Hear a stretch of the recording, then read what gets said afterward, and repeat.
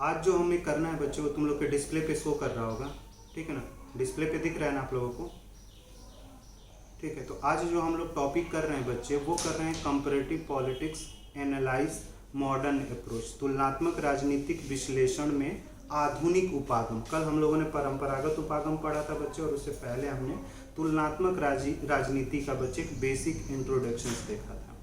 अब अगर तुमने पुरानी चीज़ें याद होंगी बच्चे, तुलनात्मक राजनीति की अगर पुरानी चीज़ें तुम्हें पता हैं, तुलनात्मक राजनीति में जो पुरानी चीज़ें हमने पढ़ा है, पीछे की क्लासेस में जो चीज़ें हमने पढ़ा, अगर वो चीज़ें पता है बच्चे, तो आधुनिक जो उपागम है उसको समझना थोड़ा सा क्या हो जाता है, आसान हो जाता है, ठीक है ना। तो अब जनरली जैसे हम लोग तुलनात्मक राजनीति में जो फर्स्ट पॉइंट है बच्चे, वहाँ से ही लेते हैं, ठीक है ना। जैसे तुलनात्मक राजनीतिक विश्लेषण की परंपरागत पद्धतियां राजनीतिक प्रणाली, प्रक्रियाओं तथा संस्थाओं की वास्तविकता को समझने में सहायक सिद्ध नहीं हो सकी। तो जो परंपरागत उपागम था बच्चे, उस परंपरागत उपागम की यही कमियां थी बच्चे कि जो राजनीतिक प्रणाली यानी आपका जो राज्य व्यवस्था था, उस राज्य व्यवस्था को पूरी तरह से समझने में परंपरागत जो सिद्धांत थे बच्चे, वो क्या हो रहे थे, असफल हो रहे थे। यानी जो राज्य व्यवस्था है बच्चे, उस राज्य व्यवस्था में प्रक्रिया कैसे होती है, प्रोसेस कैसे होता है, संस्थाएं कैसे अपना व्यवहारिक रूप में कार्य करती हैं बच्चे, इसको समझना परंपरागत उपागम में क्या हो रहा था, मुश्किल हो रहा था बच्चे। इसीलिए आधुनिक उपागम को क्या किया गया था, लेकर आया गया था, ठीक है ना। जैसे हम लोग जर्नलिस्ट क्या होता है कि अगर भारतीय राजनीतिक प्रणाली को पूरा का पूरा समझना है, तो तुम्हें सिर्फ अगर मैं ये समझा दूं कि तुम संसद को समझ लो, लोकसभा को समझ लो, राज्यसभा को समझ लो, तो तुम कहोगे ये चीज़ें तो मैं समझ तो रही हूँ, ठीक है ना, इन चीज़ों को जो समझ तो रही हूँ मैं, लेकिन कहीं ना कहीं जो ये चीज़ें हैं बच्चे, जो ये चीज़ें हैं वो कहीं ना कहीं मुझे सेटिस्फैक्शंस नहीं दे रही है। मैं ये समझना चाहता हूँ कि भारत में जो पॉलिटिकल पार्टीज होते हैं, जो भारत के राष्ट्रीय दल हैं या क्षेत्रीय दल जो हैं बच्चे, वो किस प्रकार से कार्य करते हैं। हाँ ऋचा बच्चे बोल, ऋचा आवाज आ रही है बच्चे?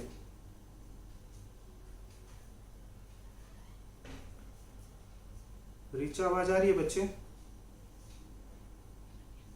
ठीक है बच्चे, अभी शुरू किए हैं तो कोई परेशान होने की बात नहीं है, ठीक है ना। तो कहने का मतलब, ठीक है ना, कहने का मतलब कोई दिक्कत नहीं, चलो ठीक है। तो कहने का मतलब ये है बच्चे कि हमें सिर्फ ये नहीं जानना है पॉलिटिकल साइंस के स्टूडेंट होने के नाते कि लोकसभा क्या होता है, राज्यसभा क्या होता है, राष्ट्रपति क्या करता है, प्रधानमंत्री क्या करते हैं, प्रधानमंत्री का जो कैबिनेट है प्रधानमंत्री के साथ वो क्या करता है। सिर्फ यही समझना मेरा काम नहीं, मुझे ये भी समझना है बच्चे कि भारत में राष्ट्रीय दलों की या भारत में राजनीतिक दलों का विकास किस प्रकार से होता है, भारत में राजनीतिक दलों की उत्पत्ति कैसे होती है, ये भी मुझे समझना है बच्चे। मुझे ये भी समझना है कि भारत में चुनाव किस प्रकार से होता है, भारत के चुनाव में भाग कौन लोग लेते हैं, भारत में जो चुनाव होता है उस चुनाव में वोट करने वाले कौन लोग हैं बच्चे। तो पढ़े लिखे लोग ज्यादा वोट करते हैं या अनपढ़ ज्यादा वोट करते हैं, ये मुझे पता करना है बच्चे।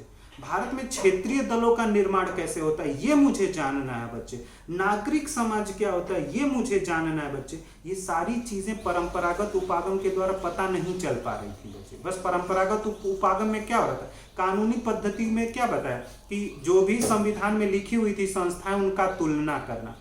अब वो संस्थाएं जो हैं बच्चे, वो व्यवहारिक रूप में किस प्रकार से कार्य कर रही हैं, ये परंपरागत उपागम के थ्रू समझ में नहीं आ रहा था। तो इस चीज को ही समझने के लिए बच्चे आधुनिक उपागम को क्या किया गया था, लाया गया था। तो तुमसे अगर कोई पूछा जाएगा कि भाई तुलनात्मक राजनीति में परंपरागत उपागम की कमियां क्या थी, तो सीधा बोलना है कि जो परंपरागत उपागम है वहां पे सिर्फ हमें क्या होता था, संस्थाओं के बारे में सूचना प्राप्त हो जाती थी। वो संस्थाएं व्यवहारिक रूप में किस प्रकार से कार्य कर रही थी बच्चे, उसके बारे में हमें कोई भी जानकारी प्राप्त नहीं हो रहा था। जैसे हम लोगों ने जाति राजनीति पढ़ी थी ना, कि जाति का किस प्रकार से राजनीतिकरण हुआ बच्चे, ठीक है ना। भारत तुमने रजनी कोठारी पॉलिटिकल प्रोसेस पढ़ा था, राजनीतिक प्रक्रिया तुमने पढ़ा था। वहां तुमने धर्म की राजनीति को देखा, मजदूरों को लेकर राजनीति को देखा, महिलाओं को लेकर राजनीति को देखा। तो एक्चुअली ये पॉलिटिकल ये चीजें भी बच्चे तुम्हें पता होंगी, तभी तुम तुलना कर पाओगे बेहतर तरीके से। और जो पॉलिटिकल प्रोसेस वाला जो टॉपिक है बच्चे, उसको नए रूप में क्या किया गया था, इंट्रोड्यूस कराया गया सिलेबस में, वरना वो पहले टॉपिक में आता ही नहीं था। क्योंकि लोगों को लगता था कि सिर्फ हमें तुलनात्मक राजनीति में या पॉलिटिकल साइंस में भी संविधान के बारे में बच्चों को बताना है, संविधान में जो चीजें लिखी गई हैं उनके बारे में बता देना, व्यवहारिक रूप में किस प्रकार से वो कार्य करती हैं इसके बारे में कोई जानकारी हमें नहीं देना है, क्योंकि जानकारी कलेक्ट ही नहीं थी, तो जानकारी कहाँ से देंगे बच्चे। आई बात समझ में। तो ये चीजें। दूसरा जब पॉइंट पढ़ोगे बच्चे, तो परंपरागत अध्ययन वर्णन प्रधान था, मतलब वहां पे एक तरह से चीजों को क्या किया जाता था, वर्णन कर दिया जाता था, डिस्क्राइब। जैसे मैंने राष्ट्रपति की शक्तियां बच्चों के सामने क्या कर दी, वर्णित कर दी, ठीक है ना, इसको वर्णन करना बोला जाता है। जैसे तुम लोग पोस्ट ग्रेजुएशन में पेपर जाते थे तो कहा कि भाई राष्ट्रपति की शक्तियों का आप क्या करें, वर्णन करें, या प्रधानमंत्री के शक्तियों का क्या करें, वर्णन करें, या भारतीय संसदीय जो प्रणाली है बच्चे उसके विशेषताओं का क्या करें, वर्णन करें। परंपरागत उपागम में सिर्फ वर्णन ही होता था, लेकिन आधुनिक उपागम जो है वो क्या करता है, विश्लेषण करता है। ये परंपरागत और आधुनिक उपागम में एक अंतर होता है बच्चे। जो परंपरागत उपागम है बच्चे वो क्या कर रहा है, वर्णन कर रहा है, हर एक चीज का क्या कर रहा है, वर्णन कर रहा है। लेकिन जो आधुनिक उपागम है वो क्या करता है, विश्लेषण करता है। विश्लेषण का मतलब, वर्णन का मतलब क्या हुआ, हमने संसद की शक्तियों के बारे में बच्चों को बता दिया। जब विश्लेषणात्मक का मतलब ये होता है बच्चे कि भारत में संसदीय प्रणाली क्यों अपनाई जा रही है, किस लिए अपनाई जा रही है, इसका फायदा क्या होगा, इसका नुकसान क्या होगा, ये विश्लेषण होता है बच्चे। विश्लेषण में तुम उसका पॉजिटिव भी बताते हो बच्चे, सकारात्मक पक्ष भी बताते हो विश्लेषण करते समय, और उसका नकारात्मक पक्ष भी बताते हो। और जो समस्या होती है बच्चे, उस समस्या का तुम क्या करते हो, समाधान भी देते हो, किसके अंतर्गत, विश्लेषण के द्वारा। तो जो आधुनिक पद्धति था बच्चे तुलनात्मक राजनीति का, कंपैरेटिव पॉलिटिक्स में जो मॉडर्न अप्रोच थे बच्चे, वो किस पर बल दे रहे थे, विश्लेषण पे। और जो ट्रेडिशनल अप्रोच थे बच्चे, जो परंपरागत उपागम था, वो किस पर बल दे रहा था, वर्णन करने पर। वर्णन का मतलब समझ में है, मतलब हमने संसद की शक्तियों को बता दिया, संसद की शक्तियों को बता दिया हमने, ठीक है, राष्ट्रपति की शक्तियों को बता दिया, प्रधानमंत्री की शक्तियों को बता दिया, कैबिनेट के कार्यों को बता दिया। तो ये क्या है, वर्णन है। अब ये बताना होता है बच्चे कि कुछ लोग ये भी तो पूछते हैं कि अच्छा ये कैबिनेट किस प्रकार से कार्य करता है।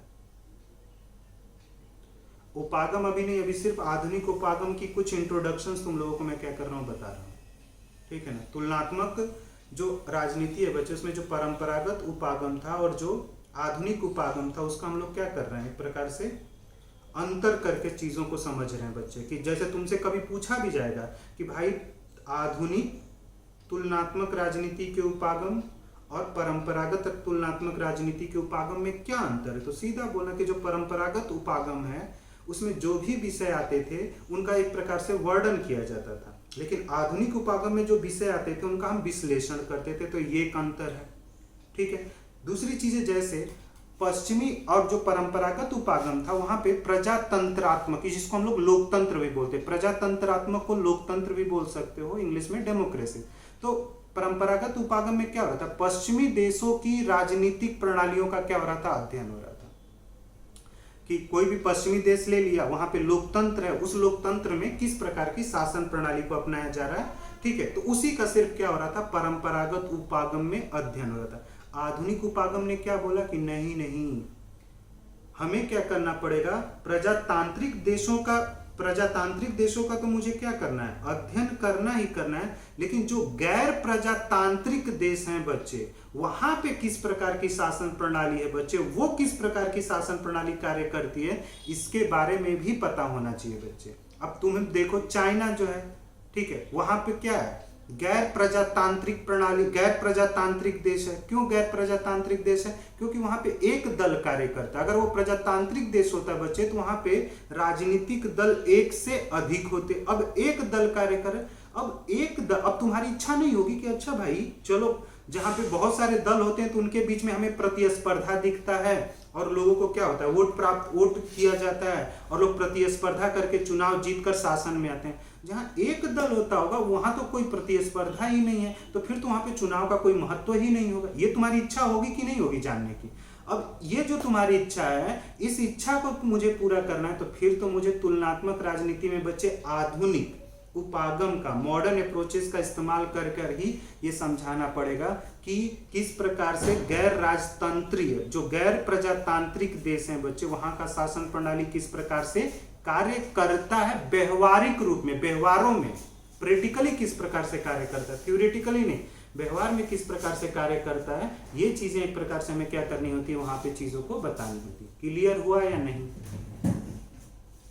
नीचे जब आओगे बच्चे तो जो परंपरागत अध्ययन है उसमें बोल रहा है कि राजनीति के संस्थागत, संस्थाओं का अध्ययन हो रहा है, मतलब विधायिका का अध्ययन, कार्यपालिका का अध्ययन, न्यायपालिका का, और उनके सिर्फ सैद्धांतिक पक्षों को, कि जैसे लिख दिया गया है, सिर्फ सैद्धांतिक पक्ष का मतलब ये होता है कि राष्ट्रपति जो संघीय कार्यपालिका की शक्तियां राष्ट्रपति में निहित है, ये सैद्धांतिक पक्ष हुआ बच्चे। व्यवहारिक रूप में तुम कहोगे यार तुम बोल तो रहे हो मुझे कि सारी की सारी जो शक्तियां हैं, जो शक्तिशाली व्यक्ति है वो भारतीय संविधान में राष्ट्रपति है, लेकिन जब उस चीज को हम अपने व्यवहार में देखते हैं, जब समाज में देखते हैं, जब राष्ट्र में देखना शुरू करते हैं बच्चे, तो हमें दिखता है वहां तो प्रधानमंत्री ताकतवर हो गया। तो ये क्या ड्रामा है? तो परंपरागत उपागम की कमियां क्या थी कि वहां सिद्धांतों, सैद्धांतिक पक्षों पे ज्यादा बल दिया जा रहा था और व्यवहारिक पक्षों को क्या कर दिया जा रहा था, अमान्य घोषित कर दिया जा रहा था। तो जो मॉडर्न अप्रोचेस था उसने कहा कि कोई संस्था व्यवहारिक रूप में किस प्रकार से कार्य करती है उसका हमें क्या करना चाहिए, तुलना करना चाहिए बच्चे। ये आधुनिक अप्रोच की क्या होती है, खास बात होती है, व्यवहारिक रूप में, यानी संघीय राष्ट्रपति के पास तो है लेकिन व्यवहारिक रूप में राष्ट्रपति कार्य नहीं कर रहा है। कौन कार्य कर रहा है? प्रधानमंत्री कार्य कर रहा है। क्यों प्रधानमंत्री कार्य कर रहा है? तो ये तुम्हें बताना पड़ेगा बच्चों को, क्योंकि भारत में संसदीय प्रणाली विशेषता है, इसलिए प्रधानमंत्री के पास ही सारी शक्तियां राष्ट्रपति के द्वारा आ जाती हैं, राष्ट्रपति से प्रधानमंत्री की तरफ आ जाती हैं और प्रधानमंत्री को सारा का सारा कार्य करना पड़ता है। क्योंकि तुमसे जवाब बच्चे पूछेंगे बच्चे पढ़ाते समय कि भारत में जब संविधान में राष्ट्रपति को इतनी आप शक्तियां देते हैं, व्यवहारिक रूप में तो राष्ट्रपति कार्य करता ही नहीं है, तो कारण बताइए इसका क्या? तो तुम क्या बताओगे कारण? जब तक तुम्हें तुलनात्मक अध्ययन का बच्चे अनुमान नहीं होगा तब तक तुम कर ही नहीं पाओगे कि अच्छा संविधान में तो राष्ट्रपति को लिख ले रहा है, लेकिन हमारे संविधान को जब हम पूरा पढ़ते हैं तो उसमें संविधान में संसदीय प्रणाली की विशेषताओं को ज्यादा बल दिया गया है बच्चे। इसलिए संसदीय जहां प्रणाली होती है वह प्रधानमंत्री क्या करता है, कार्य करता है। तो ये आधुनिक अप्रोच जो था बच्चे, उसने बोला कि जो भी सिद्धांत है वो व्यवहार में किस प्रकार से काम करते हैं उसको क्या करना होता है, हमें समझना होता है, व्यवहारिक अध्ययन होना चाहिए। सैद्धांतिक पक्षों पे वो लोग ज्यादा बल नहीं देते हैं कि संविधान में क्या लिखा है। हाँ, कोई संस्था है तो वो किस प्रकार से समाज में कार्य कर रही है, वो चीजें हमें क्या करना होता है, समझना होता है। हमें ये पता होता है कि चुनाव निर्वाचन आयोग कराता है, ठीक है, चुनाव जो है वो निर्वाचन आयोग कराता है, लेकिन चुनाव तो निर्वाचन आयोग कराता है और निर्वाचन आयोग आचार संहिता का भी क्या करता है, निर्माण करता है। लेकिन जब चुनाव होता है तो तुम देखोगे कि आचार जो संहिता बन के आते हैं उसका उल्लंघन भी बहुत अधिक होता है, जबकि नहीं होना चाहिए। तो लोग तो यही जानना चाहते हैं कि भाई क्यों उल्लंघन होता है, क्यों लोग आचार संहिता को तोड़ रहे हैं, ऐसा क्या कारण? तो कहने का मतलब वहां पे मानव व्यवहारों को क्या करना पड़ेगा, समझना पड़ेगा कि कुछ लोगों का व्यवहार होता ही है बच्चे जो चाहते हैं कि एक प्रकार से क्या किया जाए, इन चीजों को तोड़ा जाए, ठीक है। तो कुछ लोग इन चीजों को क्या करते हैं, तोड़ते हैं। आई बात समझ में बच्चे? क्लियर है? तुमसे पूछेगा तो बता पाओगे या नहीं? क्या नहीं पल्ले पड़ा, चलो बताओ। कल वाली क्लास छूट गई थी ना, परंपरागत अप्रोच वाली क्लास छूट गई थी, इसलिए हो सकता है कि दिक्कत आ रही हो। अभी तक समझ में आया कि तुलनात्मक राजनीति में परंपरागत उपागम जो है वो अपने अध्ययन में किस चीज पर बल देता है?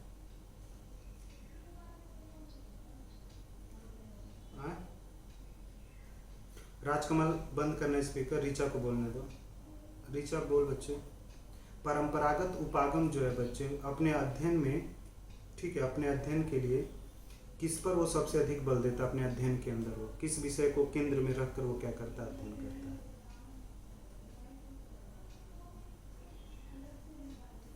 जो तुलनात्मक राजनीति का बच्चे रीचा परंपरागत उपागम है बच्चे, ठीक है ना, जो परंपरागत उपागम है वो औपचारिक संस्थाओं पर ज्यादा बल देता है बच्चे। ये तुमने बताया भी था मुझे कि कि जो औपचारिक संस्थाएं होती है उस पर तुलनात्मक राजनीति में परंपरागत जो उपागम है वो ज़्यादा बल देता है, ठीक है। लेकिन जो संस्थाओं पे जब हम बल देते हैं बच्चे, तो औपचारिक चीज़ों पे जब बल दिया जाता है तो सिर्फ औपचारिक चीज़ों का हम एक सैद्धांतिक पक्ष बता देते हैं, उनके सिद्धांतों को बता देते हैं कि वो क्या कार्य करते हैं। लेकिन जबकि तुम देखो कि जो चीज़ें उनके बारे में लिखी गई हैं, व्यवहारिक रूप में वो चीज़ें हमें दिखती नहीं है,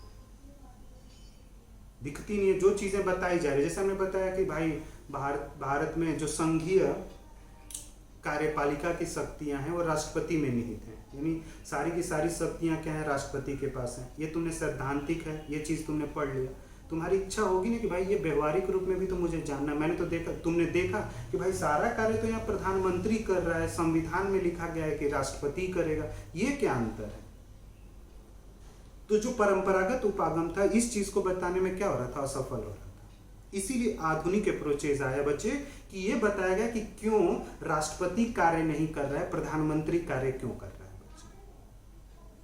आई बात समझ। इसलिए आधुनिक अप्रोचेज को लाया गया था बच्चे कि जो चीजें हमें सैद्धांतिक रूप में दिख रही हैं बच्चे, वही व्यवहारिक रूप में भी दिखनी चाहिए। लेकिन सैद्धांतिक रूप में तो कुछ दिख रही हैं, व्यवहारिक रूप में हमें क्या होती हैं, कुछ दिखती हैं, व्यवहारिक में दिखती नहीं। तो तुम्हें ये भी तो करना पड़ेगा ना कि व्यवहारिक रूप में किस प्रकार से ये कार्य कर रही हैं। जब उसके बारे में पता होगा बच्चे, तब जाकर एक मतलब तुलना जो होगा वो एक सही तुलना हो पाएगा, वरना वो तुलना जो होता है वो गलत हो जाता है बच्चे। आई बात समझ में। जैसे बोलते हैं कि अमेरिका का जो राष्ट्रपति है वो विश्व का सबसे ताकतवर व्यक्ति है, क्या ये अमेरिका के संविधान में लिखा गया है भाई? मैंने ये बोला बच्चे कि जैसे हम लोग आईआर पढ़ते हैं, तो आईआर में मैंने कभी बोला होगा कि जो अमेरिका का राष्ट्रपति है वो विश्व का सबसे ताकतवर व्यक्ति है। ये बोला जाता है। क्या ये सैद्धांतिक रूप में कहीं लिखा गया है? बताओ, कहीं तुमने सुना हो? नहीं लिखा गया है। ये सीधा बोलना, कहीं नहीं लिखा गया कि अमेरिका का राष्ट्रपति जो होगा वो विश्व का सबसे ताकतवर व्यक्ति होगा। कोई अंतर्राष्ट्रीय संविधान है? कोई अंतर्राष्ट्रीय संविधान है? इंटरनेशनल कॉन्स्टिट्यूशन है? कोई अंतर्राष्ट्रीय संविधान है? तो उसका जवाब नहीं है। तो किस आधार पे हम बोल रहे हैं बच्चे कि अमेरिका का राष्ट्रपति विश्व का सबसे ताकतवर व्यक्ति होता है? तो व्यवहारिक रूप में अमेरिका के जो राष्ट्रपतियों ने जो कार्य किया है, उन कार्यों के आधार पे हम बोलते हैं कि अमेरिका जो है वो विश्व का सबसे ताकतवर देश है। जैसे द्वितीय विश्व युद्ध को जीतने वाला देश कौन था? अमेरिका था। जापान को किसने हराया था? अमेरिका ने हराया था। जो पश्चिमी यूरोपीय देश थे बच्चे, उसमें आर्थिक निवेश करने वाला देश कौन था? अमेरिका था। ईरान इराक में जो समस्याएं खड़ा हुई उसमें हस्तक्षेप करने वाला कौन सा देश था? अमेरिका। तो ये कहीं लिखा हुआ है या तुमने व्यवहारिक रूप में देखा है, उसके आधार पे बोल रहे हो? व्यवहारिक रूप में देख, व्यवहार में जो दिख रहा है बच्चे, तो जो व्यवहार में दिख रहा है उसके आधार पे। तो तुलनात्मक राजनीति में जो आधुनिक उपागम था, उसने कहा कि संविधान में क्या लिखा गया, मैं वो उस चीज को महत्व नहीं दूंगा, मैं उन चीजों का तुलना करूंगा जो मुझे व्यवहारिक रूप में दिख रहे हैं बच्चे। कि अमेरिका का राष्ट्रपति बाकी के राष्ट्रपतियों से किस प्रकार से ताकतवर है, रसिया का राष्ट्रपति क्यों नहीं ताकतवर है, उनके बीच में तुलना होना चाहिए। तो दोनों के व्यवहारिक कार्यों को क्या करना पड़ेगा, तुम्हें देखना पड़ेगा, तब उन दोनों के बीच में क्या कर सकते हो, तुम तुलना कर सकते हो बच्चे। ये आधुनिक अप्रोच है। मतलब जो मुझे व्यवहार में दिखेगा उसका हमें क्या करना होता है, तुलना करना होता है। परंपरागत उपागम में क्या बोला जाता है, जो संविधान में लिखा गया उसका तुलना करिए। ये भी एक अंतर कर सकते हो कि परंपरागत उपागम बोलता है कि संविधान में लिखी हुई चीजों का तुलना होना चाहिए। आधुनिक उपागम क्या बोलता है कि व्यवहार में जो चीजें हो रही हैं और किस प्रकार से हो रही हैं और किस प्रक्रिया के तहत हो रही हैं, उनका क्या होना चाहिए, एक तुलना होना चाहिए। ये आधुनिक उपागम बोलता है बच्चे, मॉडर्न अप्रोचेस बोलता है बच्चे। आई बात समझ में कि नहीं समझ में आया? ठीक है। जब नीचे आओगे बच्चे, तो जैसे तुलनात्मक राजनीति में विश्लेषण, और देखो एक और मैंने बताया कि अब क्या हो रहा था, विश्लेषण। भाई अमेरिका के राष्ट्रपति को अगर विश्व का ताकतवर देश राष्ट्रपति बोला जा रहा है, तो कुछ न कुछ विश्लेषण किए होगे, उसके आधार पे बोला जा रहा होगा। कि बिना विश्लेषण किए ही आपने बोल दिया कि अमेरिका का जो राष्ट्रपति है वो विश्व का सबसे ताकतवर व्यक्ति है। तो विश्लेषण करना, और विश्लेषण में क्या होता है, उसके द्वारा किए गए कार्यों के संपादन को हमें क्या करना होता है, देखना होता है कि उसके द्वारा कौन कौन से कार्य किए गए, वो किस प्रकार से दूसरे देशों को क्या कर रहा है, नियंत्रित कर रहा है, कंट्रोल कर रहा है। तो वो चीजें जर्नलिस्ट क्या होती हैं, व्यवहारिक रूप में आती हैं। अभी आगे और क्लियर होगा, परेशान होने की बात नहीं है बच्चे। तुलनात्मक राजनीतिक में अब ध्यान में रखना, तुमसे तुलना लोग कराएंगे कि परंपरागत और आधुनिक जो तुलनात्मक राजनीति अंतर करिए, तो सीधा कहना कि परंपरागत जो था पद्धति जो थी वो उसमें वर्णनात्मक था, सिर्फ चीजों का वर्णन किया जाता था। लेकिन आधुनिक जो उपागम है वहां क्या है, विश्लेषण किया जाता है। और विश्लेषण जब किया जाता है बच्चे, तो उस चीज का ना पूरा टोटली चीर फाड़ करके विश्लेषण किया जाता है। विश्लेषण का मतलब ये होता है कि उसके हर एक चीज को आप क्या करो, सामने रखो, उसको विश्लेषण करना बोलते हैं आम बोलचाल की भाषा में। एक स्कॉलर है बच्चे, मैक्रिडिस व ब्राउन के अनुसार अधिक परीक्षण करने वाला, अधिक खोजबीन करने वाला व्यवस्थित है। मतलब जो आधुनिक उपागम था बच्चे, इसमें अधिक परीक्षण होना शुरू हुआ। जैसे एग्जाम्पल में भाई, अमेरिका का राष्ट्रपति अगर ताकतवर राष्ट्रपति है तो क्यों है, अब उससे संबंधित मुझे क्या चाहिए, तथ्य चाहिए ना, डेटा चाहिए, और उस डेटा के आधार पे फिर मैं क्या बोलूं। तो क्या हुआ, आधुनिक अप्रोच में ना वैज्ञानिक पद्धतियों का इस्तेमाल हुआ, और वैज्ञानिक पद्धति के आधार पे हमने क्या कर दिया, डेटा एकत्र किया, और उस डेटा के आधार पे बच्चे हमने चीजों का विश्लेषण करना शुरू किया। तथ्य एकत्र किए, तथ्य लाए, और तथ्यों के आधार पे हमने क्या किया, चीजों को एक प्रकार से क्या करना शुरू किया, समझाना शुरू किया बच्चे। नेक्स्ट नीचे आओगे बच्चे, तुलनात्मक राजनीति का आधुनिक अध्ययन अधिक व्यवस्थित व वैज्ञानिक साबित हुआ। इसमें सामाजिक संस्थाएं जो समाज के द्वारा बनाई जाती हैं, सामाजिक जो संस्थाएं होती है, जैसे नागरिक समाज एक सामाजिक संस्था है बच्चे। समाज में हित समूह होते हैं, इंटरेस्ट ग्रुप होते हैं अलग अलग, ठीक है, हित समूह। इसी समाज में क्या होते हैं, राजनीतिक दल होते हैं, पॉलिटिकल पार्टीज होती है ना, तथा सरकारों की औपचारिक संस्थाओं के वास्तविक आधारों का विशेष अध्ययन किया जाता है। यानी तुलनात्मक राजनीति में बच्चे जो सामाजिक संस्थाएं होती हैं वो किस प्रकार से निर्मित होती हैं, इसका अध्ययन जो शुरू हुआ था वो आधुनिक पद्धति के द्वारा शुरू हुआ, मॉडर्न अप्रोचेस के द्वारा। कि सामाजिक संस्था, नागरिक समाज का निर्माण कैसे हुआ, नागरिक समाज के लोग कौन होते हैं, हित समूह बनता क्यों है। अब तुम्हारी इच्छा होगी ना कि समाज में इंटरेस्ट ग्रुप होते हैं बच्चे, प्रेशर ग्रुप होते हैं, एक्चुअली इनका निर्माण कैसे होता है, क्यों इनका निर्माण हो जाता है। तो कहने का मतलब, जब जो इंटरेस्ट ग्रुप हैं बच्चे, जो सामाजिक संस्थाएं होती हैं, जो राजनीतिक दल हैं बच्चे, क्या ये सरकार और सरकार की जो औपचारिक संस्थाएं उनको प्रभावित करते हैं। तो उसका आंसर था हाँ, ये सारी संस्थाएं एक प्रकार से क्या करती हैं, प्रभावित करती हैं। भाई जाति जो है भारत में, कास्ट जो है वो राजनीति को प्रभावित करती है या नहीं करती है। कौन सा मैंने बताया था, जैसे जनता पार्टी बच्चे जब सरकार जीत के आई 1977 में जब चुनाव हुआ, जनता पार्टी अगर चुनाव जीत कर आई थी तो उस जो जनता पार्टी चुनाव जीत कर आई थी तो उस चुनाव में जनता पार्टी को किस जाति के लोगों का सबसे अधिक समर्थन था। तो हमने बताया था पिछड़ी जातियों का, पिछड़ी जातियों ने सबसे अधिक क्या किया था, समर्थन किया था ना। तभी तो जनता पार्टी ने मंडल कमीशन की क्या की थी, स्थापना की थी, मंडल कमीशन बनाया था। और मंडल कमीशन की जो सिफारिशें थी वो बाद में क्या की गई थी, लागू की गई थी। तो कहने का मतलब यही है बच्चे कि जब हम अध्ययन करते हैं तो अध्ययन जो होना चाहिए वो क्या होना चाहिए, समग्र होना चाहिए, और सभी चीजों का अध्ययन होना चाहिए। सिर्फ किसी चीज का अध्ययन करके छोड़ना नहीं होता कि तुमने क्या किया, विधायिका, कार्यपालिका, न्यायपालिका का अध्ययन कर दिया, नहीं। सामाजिक जो संस्थाएं हैं वो किस प्रकार से राजनीति को प्रभावित करती हैं, उनका भी अध्ययन करो।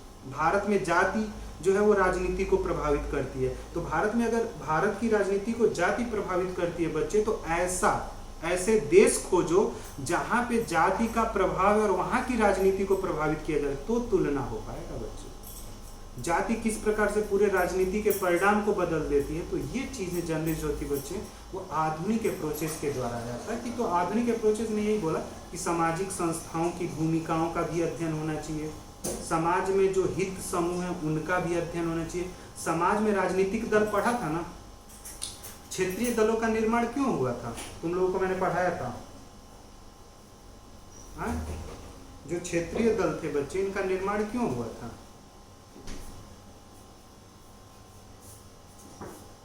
अपनी क्षेत्रीय पहचान बनाने के लिए। दीपा ने जो बोला कि क्षेत्रीय पहचान के लिए कहीं ना कहीं मतलब अपनी एक पहचान के लिए वो लोग क्या करते थे, राजनीतिक दलों का निर्माण किया। तो कहने का मतलब अब अगर पहचान को लेकर राजनीतिक दल का निर्माण हो रहा है बच्चे, तो चुनाव में वो राजनीतिक दल प्रतिस्पर्धा करेगा या नहीं करेगा, कंपटीशन करेगा या नहीं करेगा।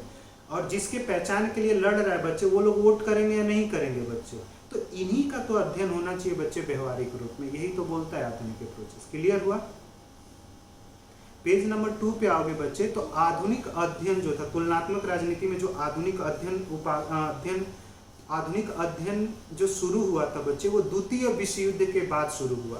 द्वितीय विश्व युद्ध के बाद की जो परिस्थितियां थी बच्चे, उसको समझने के लिए जो माध्यम लाया गया था, जो अध्ययन पद्धति आई थी, उसी अध्ययन पद्धति को हम लोग क्या बोलते हैं, आधुनिक अध्ययन पद्धति बोलते हैं बच्चों। द्वितीय विश्व युद्ध के बाद की परिस्थितियां और द्वितीय विश्व युद्ध से पहले की जो परिस्थितियां थी, उनको अध्ययन किया गया था परंपरागत अध्ययन पद्धति के द्वारा। लेकिन द्वितीय विश्व युद्ध के बाद जो परिस्थितियां आई, उनका जो अध्ययन शुरू हुआ था बच्चे, वो शुरू हुआ सिस्टम थ्योरी के द्वारा, इनपुट आउटपुट थ्योरीज के द्वारा, स्ट्रक्चरल फंक्शनल थ्योरीज के द्वारा, पॉलिटिकल कल्चरल थ्योरीज के द्वारा, ठीक है ना, डेवलपमेंट थ्योरीज के द्वारा। इन थ्योरीज के द्वारा क्या होना शुरू हुआ, द्वितीय विश्व युद्ध के परिस्थितियों का क्या करना शुरू किया गया था, अध्ययन किया जा रहा था। क्यों? क्योंकि द्वितीय विश्व युद्ध से पहले की परिस्थिति और द्वितीय विश्व युद्ध के बाद की परिस्थिति में बहुत बड़ा क्या हो चुका था, अंतर आ चुका था। द्वितीय विश्व युद्ध से पहले की परिस्थिति और द्वितीय विश्व युद्ध की जो परिस्थितियां थी वो बहुत अलग थी। द्वितीय विश्व युद्ध के बाद की परिस्थितियां क्या थी, बता सकते हो आप लोग मुझे? द्वितीय विश्व युद्ध के बाद से लोग विचार, जो पॉलिटिकल साइंस के जो स्कॉलर हैं बच्चे, जो विचारक हैं, वो बोलते हैं कि द्वितीय विश्व युद्ध के बाद से पूरी की पूरी परिस्थितियां जो थी, अंतर्राष्ट्रीय जो परिस्थितियां थी, वो परिवर्तित हो चुकी थी। राजनीतिक जो परिस्थितियां थी वो परिवर्तित हो सकी। तो उनके बोलने का पर्पस क्या है, वो किस सेंस में बोल रहे हैं कि राजनीतिक परिस्थितियां जो थी वो परिवर्तित हो चुकी थी, या तुम इसको किस सेंस में समझते हो कि पूरा का पूरा सेकेंड वर्ल्ड वॉर के बाद से पूरा का पूरा पॉलिटिकल जो इन्वायरमेंट था वो क्या हो चुका था, चेंज हो चुका था। तो उसको अंडरस्टैंड करने के लिए हमारे पास मेथड्स होने चाहिए। बताओ, द्वितीय विश्व युद्ध के बाद से बच्चे क्या परिस्थितियां तुम्हें परिवर्तित होकर दी, मतलब लोगों ने बोला कि परिस्थितियां परिवर्तित हैं, जो परिस्थितियां हैं वो बहुत चेंज हैं।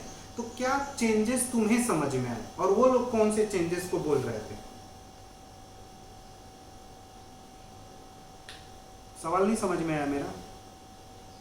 मैं ये बोल रहा हूं बच्चे कि द्वितीय विश्व युद्ध के बाद से जो स्कॉलर हैं बच्चे, वो बोलते हैं कि पूरा का पूरा जो विश्व की राजनीतिक परिस्थिति थी वो क्या हो चुकी थी, परिवर्तित हो चुकी थी।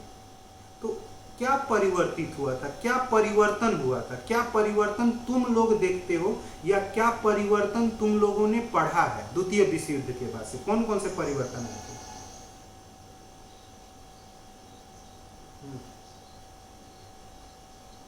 क्या हो चुकी थी?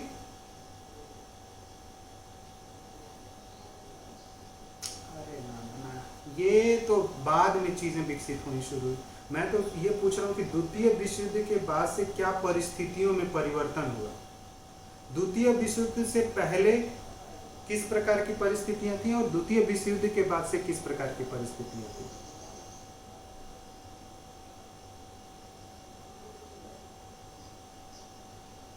हाँ बोलो कोमल।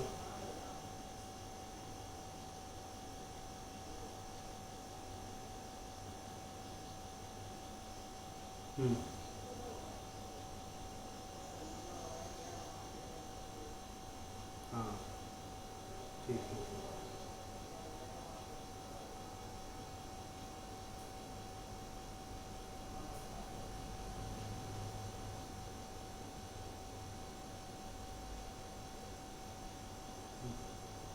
चलो देखो, कुछ सही था। प्रथम विश्व युद्ध से पहले अगर देखोगे, तो द्वितीय विश्व युद्ध से अगर पहले देखोगे बच्चे, तो बहुत सारे देश जो थे वो उपनिवेशवाद थे। फर्स्ट द्वितीय विश्व युद्ध से पहले बहुत सारे देश गुलाम देश थे बच्चे। द्वितीय युद्ध से पहले गुलाम देश थे, उपनिवेश, ठीक है, औपनिवेशीकरण था बच्चे, औपनिवेशीकरण था। और उस उपनिवेशीकरण के अंदर बहुत सारे देश ताकतवर देशों के क्या थे, गुलाम थे। तो एक तो गुलाम जो देश थे उस स्थिति की राजनीतिक परिस्थितियां, और द्वितीय विश्व युद्ध के बाद से बहुत सारे देश क्या हो चुके थे, स्वतंत्र हो चुके थे बच्चे। और जब बहुत सारे देश स्वतंत्र हुए तो उन देशों ने अलग अलग तरह की राजनीतिक प्रणाली को अपनाना शुरू किया बच्चे। इसलिए बोला जाता है कि द्वितीय विश्व युद्ध के बाद से अफ्रीका के बहुत सारे देश स्वतंत्र हो गए, उन्होंने कोई राजनीतिक प्रणाली को अपनाया। एशियाई देश स्वतंत्र हो गए, उन्होंने राजनीतिक प्रणाली को अपनाया। जो राजतंत्रीय व्यवस्था था वो क्या हो गया, द्वितीय विश्व युद्ध के बाद से पूरी तरह से समाप्त हो गया बच्चे। तो कहीं ना कहीं द्वितीय विश्व युद्ध के बाद से यह इस परिस्थिति को ही परिवर्तित परिस्थिति बोलते हैं। और इस परिवर्तित परिस्थिति का अध्ययन अब जो होगा बच्चे वो नए तरीके से होनी चाहिए, नई पद्धतियों से होनी चाहिए। इसीलिए अध्ययन पद्धति में बच्चे नए मेथड्स क्या हुए थे, इंट्रोड्यूस कराए गए थे। आई बात समझ में? तो अगर तुमसे कोई पूछेगा कि द्वितीय विश्व युद्ध के बाद से क्या परिवर्तन हुआ, तो सीधा बताना है कि द्वितीय विश्व युद्ध के बाद से जो देश पहले किसी दूसरे देशों के गुलाम थे वो द्वितीय विश्व युद्ध के बाद से क्या हो गए, स्वतंत्र हो गए, स्वायत्त हो गए, आत्मनिर्भर होने की कोशिश करना शुरू किया। उन्होंने अपने देश की एक राजनीतिक प्रणाली को क्या किया, बनाने की कोशिश की, अपने संविधान को लिखना शुरू किया, ठीक है, अपने लोगों को नागरिकता देने की कोशिश की, अपने लोगों के विकास के बारे में सोचना। तो इन सभी चीजों में बच्चे बहुत सारी चीजें क्या हो रही थी, उभर के आ रही थी। हम बात करते हैं जब देश स्वतंत्र हुआ बच्चे तो भारत में कितने राजनीतिक दल थे। भारत जब स्वतंत्र हुआ, सेकेंड वर्ल्ड वॉर के बाद से भारत स्वतंत्र हुआ कि पहले स्वतंत्र हो गया था? सेकेंड वर्ल्ड वॉर से पहले भारत स्वतंत्र हुआ था या सेकेंड वर्ल्ड वॉर के बाद स्वतंत्र हुआ है? बाद हुआ था। तो जब भारत स्वतंत्र हुआ तो उस समय भारत में कितने राजनीतिक दल थे?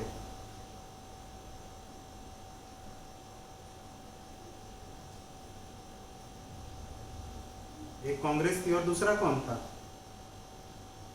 साम्यवादी पार्टी थी, कम्युनिस्ट पार्टी थी। यही तो दो पार्टियां थी बच्चे। और बाकी की जो पार्टियां बनी थी बच्चे, बाकी की जो पार्टियां बनी थी वो कांग्रेस के टूटने से बनी थी। कांग्रेस से लोग अलग होकर और पार्टियों का निर्माण हुआ था। तो कांग्रेस के विभाजन ने और पार्टियों को क्या किया था, जन्म दिया था। तो अब तुम देखोगे बच्चे, तो कहने का मतलब ऐसा क्या हुआ कि कांग्रेस से बहुत सारे लोग निकल कर लोगों ने अपनी अपनी एक पार्टियों का क्या किया, निर्माण किया। तो इस चीज को अगर समझना होगा तो किस पद्धति से समझोगे?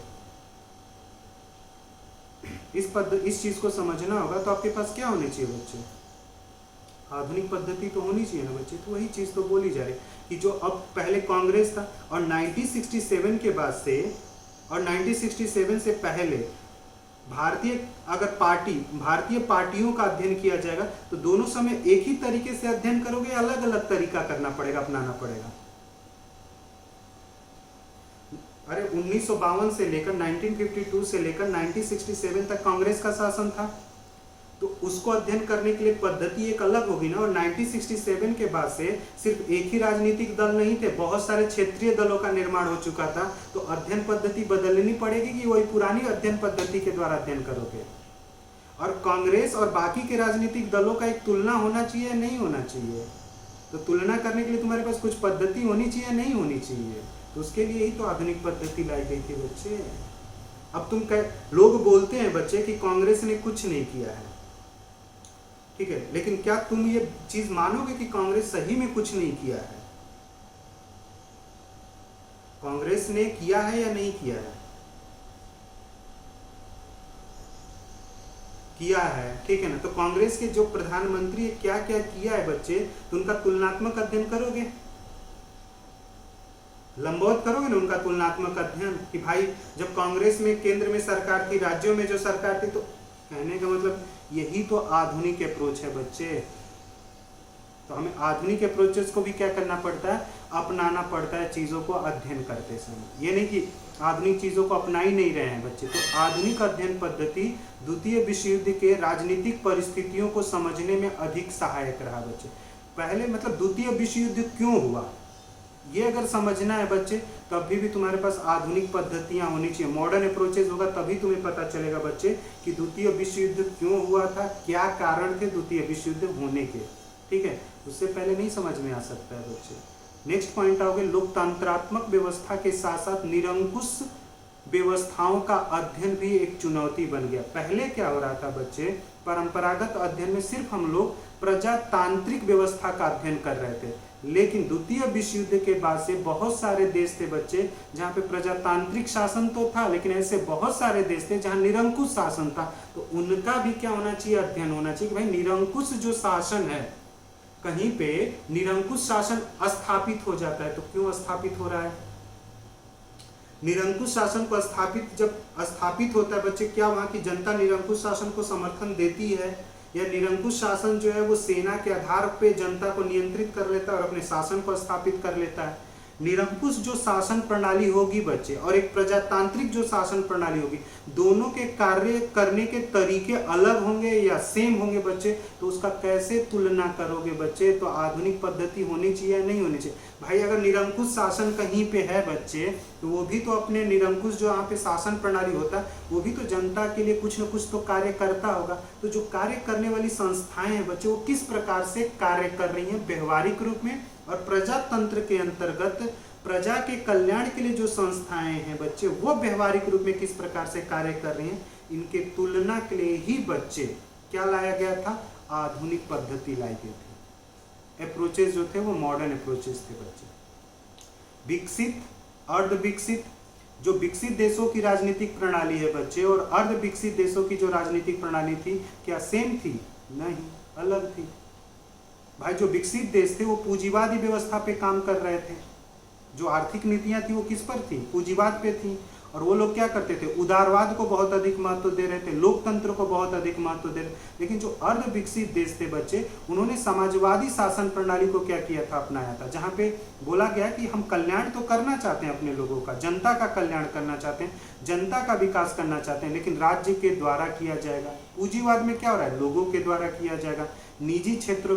तो दोनों पूंजीवादी व्यवस्था में कार्य करने वाली संस्थाएं वो किस प्रकार से एक प्रक्रिया करती हैं बच्चे, और जो क्या कहते हैं अर्ध विकसित देश में जो शासन प्रणाली है बच्चे, वो किस प्रकार से कार्य करती है, उन दोनों का क्या होना चाहिए, एक तुलना होनी चाहिए। और वो तुलना आप किसके द्वारा कर सकते हो, आधुनिक अप्रोचेस के द्वारा।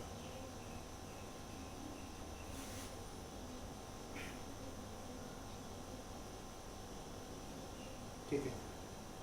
आलमंड तथा पावेल के अनुसार आधुनिक तुलनात्मक राजनीति की प्रमुख प्रवृत्तियां इस प्रकार। आलमंड एंड पावेल ने कंपैरेटिव पॉलिटिक्स के कुछ ट्रेंड बताए थे बच्चे, कुछ प्रवृत्तियां बताई थी। उस प्रवृत्तियों में पहली प्रवृत्ति क्या थी, अधिक व्यापक विषय क्षेत्र की खोज। यानी जो आधुनिक उपागम था बच्चे, उसका जो क्षेत्र था ना वो व्यापक हो गया था। क्यों व्यापक हो गया था, क्या बताओगे आप लोग? आधुनिक, यहाँ पे बोला जा रहा है, आलमंड एंड पावेल ये बोल रहे हैं बच्चे कि तुलनात्मक राजनीति का जो क्षेत्र था, ठीक है ना, वो द्वितीय विश्व युद्ध के बाद से काफी व्यापक हो गया। क्यों व्यापक हो गया, क्यों व्यापक बोला जा रहा है?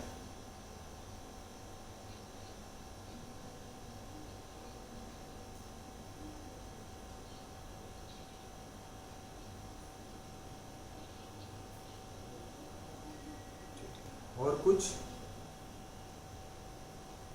और कोई बताएं? दीपा समझ में आ रहा है? अधिक व्यापक विषय क्षेत्र बोला जा रहा है कि जो आधुनिक उपागम है बच्चे, उसका क्षेत्र जो है वो काफी व्यापक हो गया, विषय क्षेत्र जो है वो काफी व्यापक है। तो मैं ये जानना चाहता हूं बच्चे कि आधुनिक उपागम के क्षेत्र को अधिक व्यापक क्यों बोला जा रहा है, और पहले परंपरागत उपागम का जो क्षेत्र था उसको सीमित क्यों बोला जाता था, ये मैं जानना चाहता हूं आप लोगों से। हाँ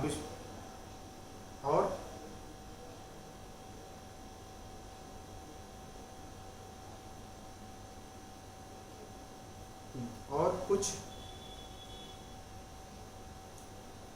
दूसरा ये भी, जैसे कहने ये ठीक था, लेकिन इसमें व्यापक कहने का मतलब ये है बच्चे कि आधुनिक उपागम का क्षेत्र व्यापक क्यों है, क्योंकि इसमें लोकतांत्रिक देशों का तो अध्ययन हो ही रहा था बच्चे, गैर लोकतांत्रिक देशों का भी हमने क्या कर दिया था, अध्ययन करना शुरू कर दिया था बच्चे। राजनीतिक दलों का निर्माण किस तरह से होता है बच्चे, उसका भी हमने अध्ययन शुरू कर दिया था। परंपरागत उपागम में नहीं कर रहे थे, परंपरागत उपागम में तो सिर्फ विधायिका, कार्यपालिका, न्यायपालिका का ही अध्ययन हो रहा था, लेकिन आधुनिक उपागम का क्षेत्र अगर व्यापक बोला जा रहा है बच्चे, तो क्यों व्यापक है, क्यों कंप्रेसिव है, तो उसका कारण ही होता है बच्चे, क्योंकि मॉडर्न अप्रोचेज में हमने डेमोक्रेटिकल कंट्रीज का तो हमने स्टडी किया ही किया, नॉन जो डेमोक्रेटिक कंट्री थी बच्चे उनका भी स्टडी किया, पॉलिटिकल पार्टीज का ओरिजिन कैसे होता है, ठीक है ना, राजनीतिक दलों की उत्पत्ति कैसे होती है बच्चे, इसको भी हमने क्या किया, अपने अध्ययन का केंद्र बनाया मॉडर्न अप्रोचेस के अंतर्गत।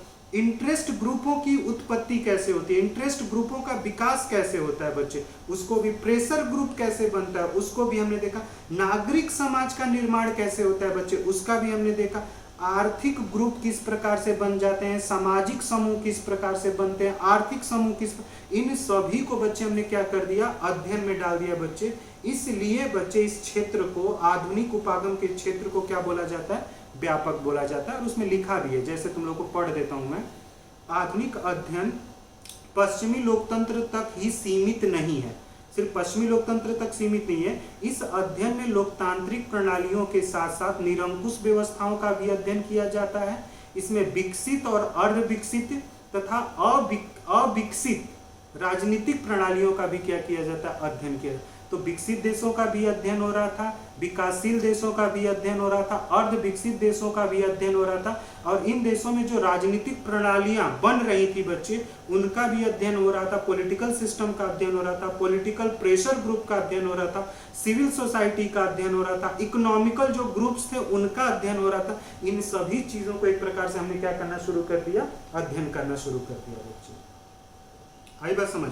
इसलिए हम बोलते हैं बच्चे कि जो आधुनिक उपागम है बच्चे, जो मॉडर्न अप्रोच है कंपैरेटिव पॉलिटिक्स का, वो व्यापक होता है। क्यों? क्योंकि इसमें हम बहुत सारी चीजों को क्या कर लेते हैं, ऐड कर लेते हैं अपने अध्ययन के लिए बच्चे। नेक्स्ट आओगे बच्चे, तो जो आधुनिक अप्रोच है बच्चे, उसके ट्रेंड में, उसकी प्रवृत्ति में एक प्रवृत्ति है यथार्थवाद की खोज करना।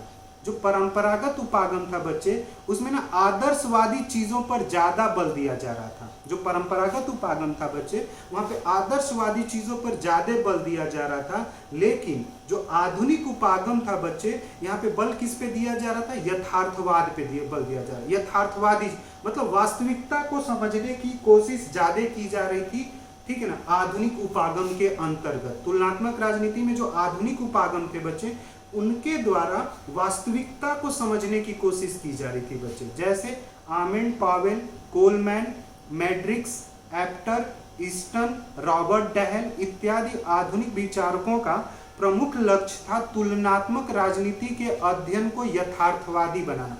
यानी परंपरागत जो विचारक थे बच्चे तुलनात्मक राजनीति के, उनके अनुसार तुलनात्मक राजनीति क्या था, आदर्शवादी था पूरा का पूरा। ये उसको क्या बनाना चाहते थे, यथार्थवादी। यथार्थवादी का मतलब वास्तविकता, जो वास्तविक होगा, जो दिखेगा, उसे ही हम बच्चे क्या मानेंगे, सही मानेंगे। तो ये चीजें सेकंड पॉइंट में क्या बोला जा रहा है, राजनीतिक संस्थाओं, राजनीतिक प्रक्रियाओं तथा राजनीतिक व्यवहार के मूल में जाकर उन्हें समझने का क्या करना, प्रयास करना। मतलब किस प्रकार से पॉलिटिकल इंस्टीट्यूशंस बनते हैं, क्यों बनते हैं, ये पता किया जाएगा। राजनीति, पॉलिटिकल प्रोसेस किस प्रकार से होती है, ये समझने की कोशिश किया जाएगा। पॉलिटिकल बिहेवियर कैसे होता है, राजनीति में लोग व्यवहार कैसा करते हैं, ये समझने की कोशिश किया जाएगा। कि राजनीति में जैसे क्या हुआ कि ये कुछ लोग कोशिश करने के, जैसे तुमने देखा होगा बच्चे कि 90 में जब हम बात कर रहे थे, चुनाव वाला जो लास्ट हमने टॉपिक किया था बच्चे, तो वहां पे हम लोग क्या कर रहे थे कि वहां पे जब कर रहे थे तो तुमने देखा होगा कि चुनाव में एक प्रकार से क्या होने लग गया था, अपराधीकरण आना शुरू हुआ। अपराधी जो थे वो राजनीति में आना शुरू किए। अब अपराधी जो है बच्चे वो राजनीति में क्यों आना शुरू हुए, तो इसका कारण क्या था कि हमारी राजनीतिक जो मूल्य थे वो धीरे धीरे क्या होने लग गए थे, कमजोर होने लग गए थे। इसलिए जो अपराधी थे उनको लगा कि अगर मुझे बचना है और सजा से बचना है तो सीधा का सीधा मुझे क्या करना चाहिए, किसी राजनीतिक दल का भाग बन जाना चाहिए, चुनाव लड़ना चाहिए, और चुनाव लड़ के फिर क्या होना चाहिए, सीधा पॉलिटिकल पावर ले लेना चाहिए, और फिर कोई हमारा कुछ नहीं बिगाड़ सकता। तो व्यवहार कहने का मतलब कोई राजनीतिक संस्थाएं हैं बच्चे, जितनी भी राजनीतिक संस्थाएं, जैसे हमने मान लो कि सेंट्रल इंफॉर्मेशन कमीशन CIC बनाया, क्यों बनाया, ये पता करना है हमारे यहाँ जो राजनीतिक प्रक्रियाएं होती हैं, जो पॉलिटिकल प्रोसेस होते हैं, वो किस प्रकार से होते हैं बच्चे? क्या जनता जब मांग करती है तभी राजनीतिक निर्णय लिए जाते हैं, नहीं लिए जाते हैं? जैसे तुमने देखा होगा बच्चे कि अभी विकास दुबे नाम का जो गैंगस्टर था, उसको पुलिस ने क्या कर दिया? गोली मार दी। ठीक है, पुलिस वालों ने क्या कर दिया? गोली मार दिया। उससे पहले उसने गोली मार दिया। तो अब ये बताओ कि भाई उस व्यक्ति को गोली क्यों मारा गया? हमारे यहाँ एक स्वतंत्र न्यायपालिका, उसे गिरफ्तार करना चाहिए। पुलिस क्या, हमारी पुलिस, इसका मतलब यह है कि अगर पुलिस एनकाउंटर कर रही है तो इसका मतलब यह है कि पुलिस में इतनी शक्ति नहीं है, पुलिस के पास इतनी क्षमता नहीं है कि उस व्यक्ति को क्रिमिनल साबित किया जाए। हो सकता था कि पुलिस को लगता था कि चार्जशीट जब फाइल करेंगे, हो सकता है कि पॉलिटिकल प्रेशर में ये बच के हो सके कि क्या हो, निकल जाए। ये मेरा एक मैं ये बोल रहा हूँ। दूसरा ये हो सकता है कि कुछ पॉलिटिकल पार्टियों को ये लग रहा होगा कि मुझे एक्सपोज कर देगा। तो यही तो मैं जानना चाहता हूं बच्चे कि ये फेक एनकाउंटर हुए क्यों? क्या जनता की मांग थी? ये जनता की मांग थी या सरकार ने अपने फायदे के लिए उसका एनकाउंटर कर दिया, या पुलिस वालों ने अपना बदला लिया?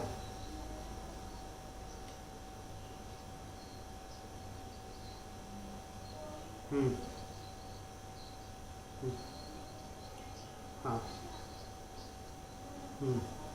एक तो क्या होता है कि पॉलिटिक्स की एक छवि क्या हो जाती है, तो कहने का मतलब ये एक प्रक्रिया है बच्चे, ये पूरी एक प्रक्रिया के तहत उसका क्या किया गया? एनकाउंटर किया। इसको बोलते हैं मॉडर्न अप्रोचेस वाले समझो कि भाई ये एनकाउंटर हुआ क्यों, उसमें दिक्कत किसको हो जाती है? अगर एनकाउंटर नहीं होता तो पॉलिटिशियन को एक्सपोज कर देता या पुलिस वालों को एक्सपोज कर देता, ठीक है, किसको एक्सपोज कर देता, या फिर कहीं ना कहीं चुनाव में उसका बहुत बड़ा एक रोल था बच्चे, ठीक है ना। राजनीति में भी पॉलिटिकल सपोर्ट था तभी इतने टाइम तक तो एग्जिस्ट कर रहा था। अगर पॉलिटिकल सपोर्ट नहीं होता तो फिर तो उसके साथ कुछ भी हो सकता था। आई बस, तो कहने, या फिर मीडिया का इतना दबाव था, जो मीडिया जो है वो जनता का, एक तरह से मीडिया भी जनता का प्रतिनिधित्व कर, तो जनता चाह रही थी कि विकास दुबे का एनकाउंटर हो। तो अगर जनता चाह रही थी तो फिर तो जनता को क्या करना चाहिए? उसका समर्थन करना चाहिए। तो कुछ लोग फेसबुक और ट्विटर पर देखना उसका समर्थन कर रहे होंगे। तो ये समझना ही क्या होता है? पॉलिटिकल प्रोसेस होता है, राजनीतिक प्रक्रिया इसी को बोला जाता है कि एक कोई निर्णय हो रहा है, जैसे एनकाउंटर का निर्णय लिया गया होगा। तो जिन लोगों ने एनकाउंटर किया बच्चे, एनकाउंटर किया, तो एनकाउंटर जो करने वाले लोग हैं और जो एनकाउंटर का आर्डर देने वाला है, आदेश देने वाला, उनके बीच में पूरी एक प्रक्रिया होगी। उसको अगर समझना है तुम्हें तो तुम्हारे पास मॉडर्न अप्रोचेस होने चाहिए। इसी तरह से पॉलिटिकल पार्टीज में जो निर्णय लिए जाते हैं उसकी पूरी प्रक्रिया को एक प्रकार से हमें क्या करना होता है? अंडरस्टैंड करना होता है। आई बात समझ में बच्चे? तो राजनीतिक प्रक्रिया से पॉलिटिकल प्रोसेस वाला चैप्टर पढ़ा था या नहीं तुम लोगों ने? पॉलिटिकल प्रोसेस मैंने तुम लोगों को पढ़ाया था ना। तो किस तरह से राजनीति को धर्म परिवर्तित कर देता है, धर्म के वजह से राजनीति में किस प्रकार का परिवर्तन आता है बच्चे। महिला आंदोलन, कृषक आंदोलन किस प्रकार से राजनीति को क्या करती है? प्रभावित करती है। इन सभी चीजों का अध्ययन होना चाहिए बच्चे। ये आधुनिक अप्रोचेस ने बोला। किसान अगर आंदोलन पे आ जाए बच्चे तो क्या सरकार की जो औद्योगिक नई नीतियां वो सफल हो पाएंगी? नहीं। क्यों? क्योंकि किसान अगर आंदोलन करेगा तो भूमि अधिग्रहण को लेकर वो क्या करेगा? विरोध करेगा। और भूमि नहीं देगा बच्चे तो क्या कर पाओगे? विकास कर पाओगे? नहीं कर सकते हो। आई बात समझ में? तो कहने का मतलब यह है कि राजनीतिक संस्थाएं जो तुम्हें दिख रही हैं, जो जनता के लिए कार्य करती हैं, राजनीतिक जो भी संस्थाएं वो जनता के लिए कार्य कर रही हैं, तो किस प्रकार से कार्य कर रही हैं। जैसे अभी ड्यू के पेपर में, ड्यू में बच्चे हो रहा था कि ड्यू में जो MHRD मिनिस्ट्री है उसने निर्णय लिया और UGC ने निर्णय लिया कि जो लास्ट ईयर्स के बच्चे, लास्ट ईयर्स जो बच्चे हैं, ठीक है ना, जो थर्ड ईयर बच्चे हैं, ठीक है, या जहाँ पे भी लास्ट ईयर के बच्चे हैं, उन सभी का ओपन बुक क्या होना चाहिए? एग्जाम होना चाहिए। ठीक है, ओपन बुक एग्जाम होना चाहिए। तो ओपन बुक जो एग्जाम होना चाहिए बच्चे, इसका लोगों ने समर्थन किया या विरोध किया? विरोध किया। कुछ लोग विरोध कर रहे हैं, कुछ लोग इसका समर्थन कर रहे हैं। तो ये निर्णय जो लेने वाला है व्यक्ति, उसने कैसे निर्णय ले लिया कि ओपन बुक सिस्टम एग्जाम होना चाहिए? तो कहीं ना कहीं उसी समाज में से तो कुछ लोगों ने मांग किया होगा ना कि ओपन बुक सिस्टम को क्या किया जाए, भारत में इंट्रोड्यूस किया जाए, क्योंकि वर्ल्ड में भी ये चीज़ है। लेकिन भारत में वो ओपन बुक सिस्टम जो है वो क्या है? सक्सेस नहीं है, क्योंकि उसकी भी बहुत सारी क्या है? समस्याएं हैं, चुनौतियां। तो एक राजनीतिक प्रक्रिया को हमें क्या करना होता है? समझना होता है बच्चे। तो जो मॉडर्न अप्रोच था उसने नए नए शब्दावलियां इस्तेमाल की, राजनीतिक संस्थाओं को संस्थाओं के मूल में जाकर चीज़ों को समझना कि पॉलिटिकल जो इंस्टीट्यूशन है वो क्यों बनाए जा रहे हैं, उनके बनाने के क्या फायदे हैं, उनका क्या नुकसान है। अब तुम्हें बच्चे, हमने राष्ट्रीय महिला आयोग बनाया, राष्ट्रीय महिला आयोग बनाया है, ये एक राजनीतिक संस्था है, कोई दिक्कत तो नहीं है ना, ये एक पॉलिटिकल इंस्टीट्यूशन है। अब जो राष्ट्रीय महिला आयोग है हमने क्यों बनाया था, कौन बताएगा मेरे को? राष्ट्रीय महिला आयोग क्यों बनाया गया? हाँ,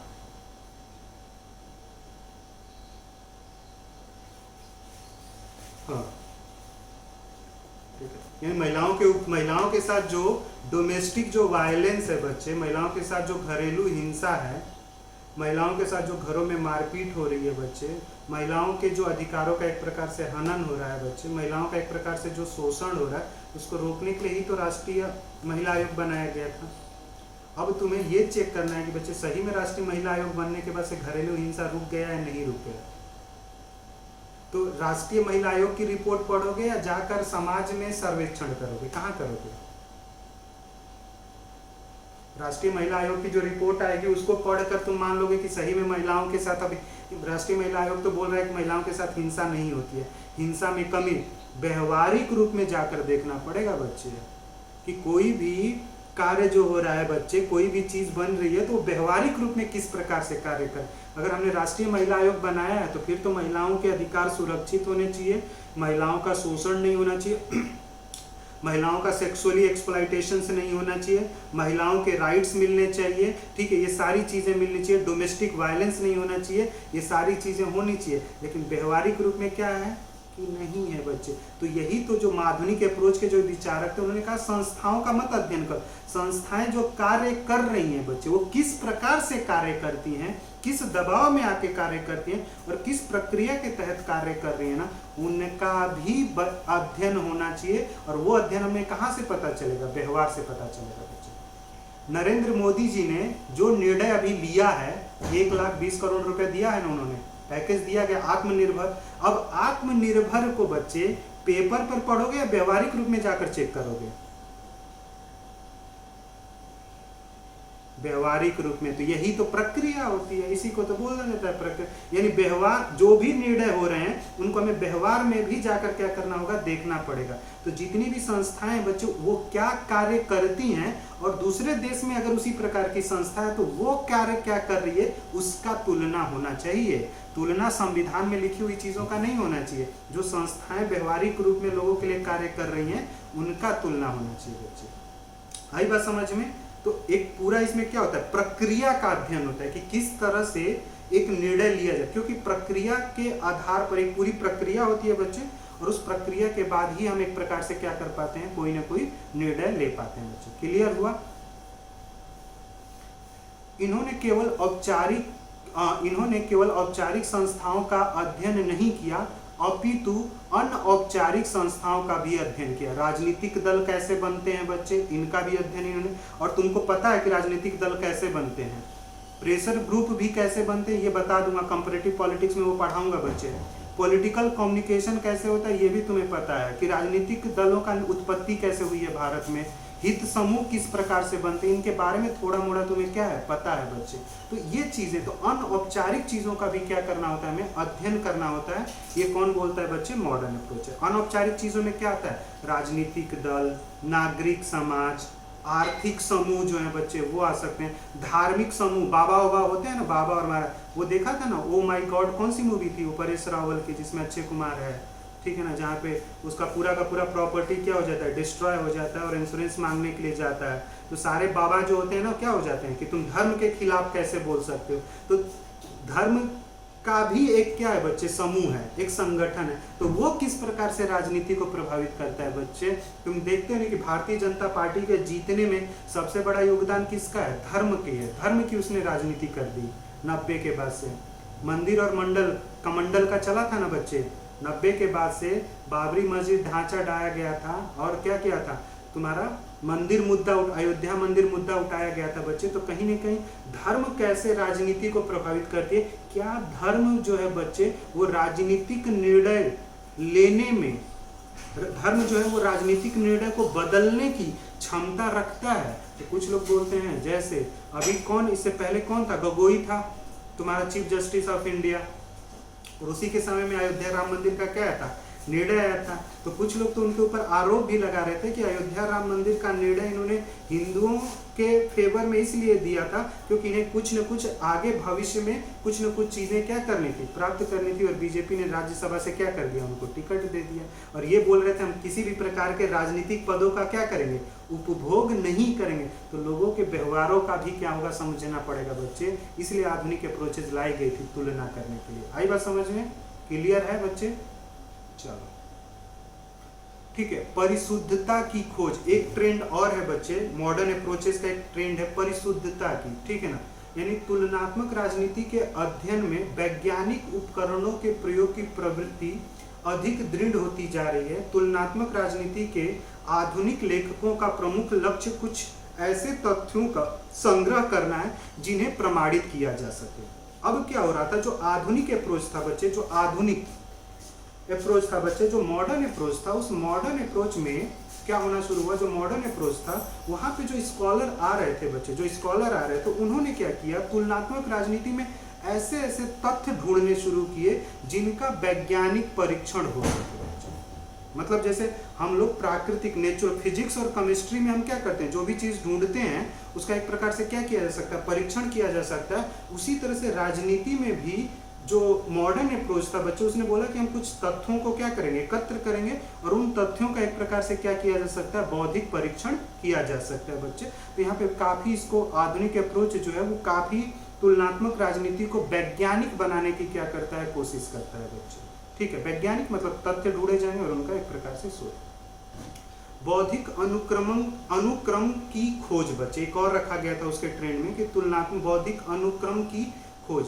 तुलनात्मक राजनीति के अध्ययन में सैद्धांतिक आधार और अवधारणात्मक शब्दावली अधिक सहायक सिद्ध नहीं हो सकी। मतलब तुलनात्मक जो परंपरागत उपागम था बच्चे, तो उसमें कुछ सिद्धांत होते थे, कुछ शब्दावलियां होती थी, उनका बहुत महत्व था। जैसे राज्य क्या होता है, दल क्या होता है, लोकतंत्र क्या होता है, क्रांति क्या होती है, फांसीवाद क्या होता है, ये परंपरागत उपागम में इन शब्दावलियों का बहुत बड़ा महत्व था। लेकिन जो आधुनिक उपागम था बच्चे, उसने क्या किया, इन सभी शब्दों को हटा दिया और इनके जगह पे नए शब्दों को आधुनिक उपागम में क्या किया गया था, लाया गया था। जैसे राजनीतिक व्यवस्था, पूरा पॉलिटिकल सिस्टम। अब हम क्या कहते हैं, पॉलिटिकल सिस्टम की बात करते हैं। पॉलिटिकल सिस्टम में क्या आएगा बच्चे, विधायिका, कार्यपालिका, न्यायपालिका, पॉलिटिकल पार्टीज, धर्म, हम लोग, ये सारे किसके पार्ट हैं, पॉलिटिकल सिस्टम के पार्ट। हम बोलते हैं ना कि सिस्टम में ये चेंजेस आना चाहिए, इसको क्या बोला जाता है, पॉलिटिकल सिस्टम। तो जो आधुनिक अप्रोच था बच्चे, जो मॉडर्न अप्रोच था, उसने क्या कर दिया, ट्रेडिशनल अप्रोचेस के जितनी भी शब्दावलियां थी उनको हटाकर उनके जगह पे नई शब्दावलियों को लेकर आया, नए शब्द लेकर आया, नए टर्मिनोलॉजी को लेकर आया। जैसे political system, political structure, political culture, political socialisation. तो जो मॉडर्न अप्रोच है बच्चों, उसमें जब पढ़ोगे ना तो इन शब्दों का तुम्हें क्या होगा, इस्तेमाल होते हुए दिखेगा। अब तुम्हें दल जैसे शब्द नहीं दिखेंगे, राज्य जैसे शब्द नहीं दिखेंगे। आधुनिक अप्रोचेज में जो शब्द इस्तेमाल होते हैं बच्चे, वहाँ राजनीतिक संरचना क्या होती है, राजनीतिक संस्कृति क्या होता है, राजनीतिक समाजीकरण क्या होता है, इन तरह के नए शब्द जो हैं बच्चे वो मॉडर्न अप्रोचेज में देखने को मिलते हैं बच्चे। तो जैसा डेविड स्टन को पढ़ोगे तो वहाँ पे पॉलिटिकल सिस्टम शब्द लिखा मिलेगा बच्चे, पॉलिटिकल स्ट्रक्चर मिलेगा। जैसे रजनी कोठारी को जब हमने पढ़ा था तो वहाँ पे राजनीतिक संरचना की बात हुई थी, और उन्होंने राजनीतिक संरचना में क्या बताया, जाति का सबसे बड़ा रोल बताया था कि जो राजनीति भारतीय सामाजिक, जो भारत का सामाजिक संरचना है बच्चे, भारत का जो सोशल स्ट्रक्चर है बच्चे, उसमें जाति का बहुत बड़ा क्या है, योगदान है बच्चे। आई बात समझ में।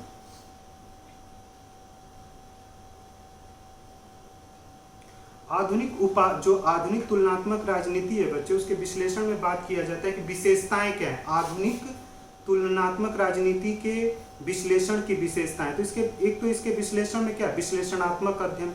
जो आधुनिक तुलनात्मक राजनीति था बच्चे, उसमें क्या हो गया, विश्लेषणात्मक अध्ययन शुरू हो गया था, वर्णनात्मक अध्ययन को हटा दिया गया।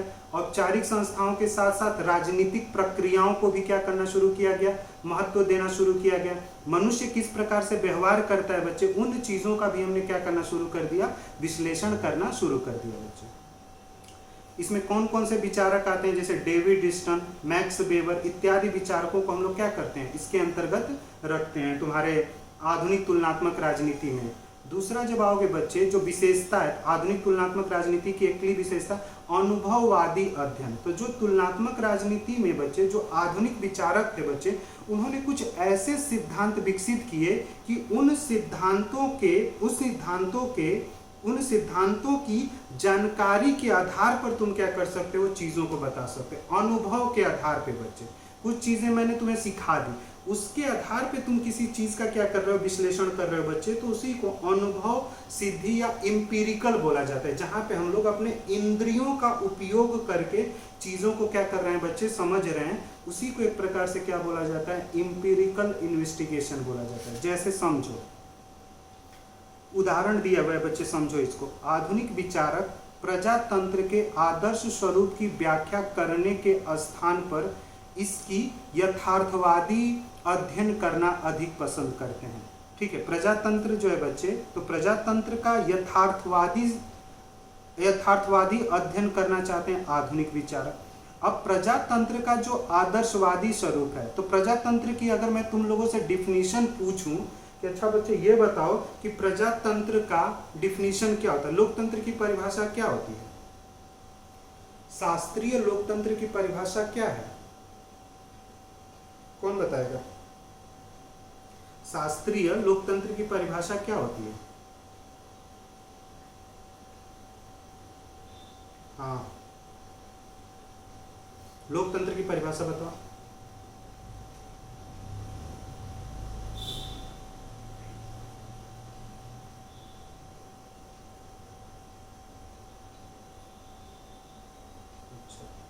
डिफिनीशन मैं पूछ रहा हूँ तो समझ में आता है।